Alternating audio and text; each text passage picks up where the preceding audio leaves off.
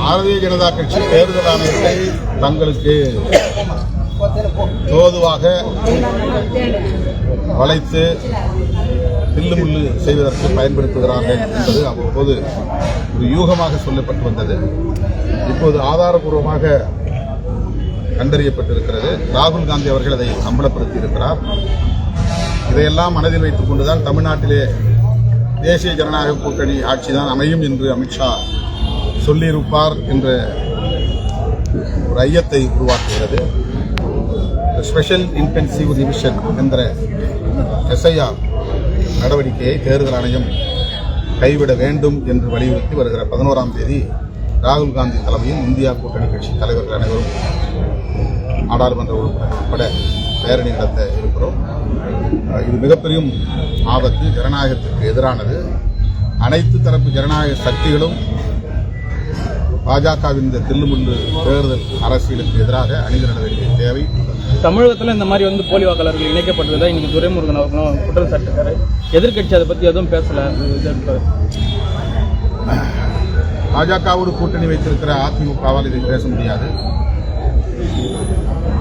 அவர்கள் இந்த தில்லுமுள்ளுக்கு துணை போவார்களே ஆனால் மக்கள் தேர்தலில் அவர்களுக்கு உரிய பாடத்தை போட்டுவாங்க. அதே மாதிரி இன்னைக்கு நீதிமன்றம் மத்தியஸ்தம் பண்ற மாதிரி இன்னைக்கு பேசுறாங்க பாமக பொதுக்குழு விவகாரத்தில். இது எப்படி பாக்குறீங்கன்னா? கட்சியோட நலனை கருத்தில் கொண்டு பேசணுன்ற மாதிரி அவருக்கு நான் கருத்து சொல்ல.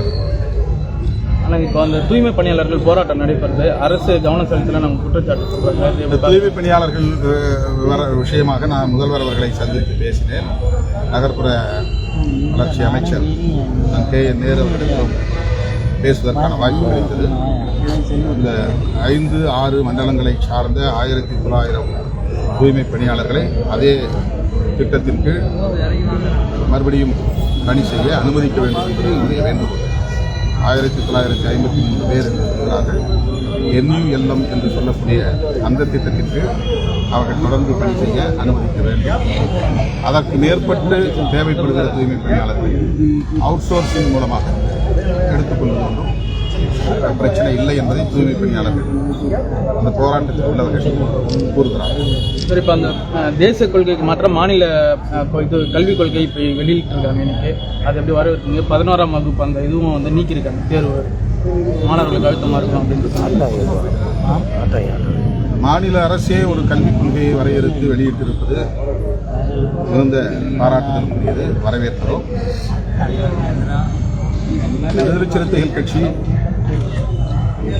தேசிய கல்விக் கொள்கைக்கு எதிராக தொடர்ந்து கருத்து சொல்லி வருகிறது.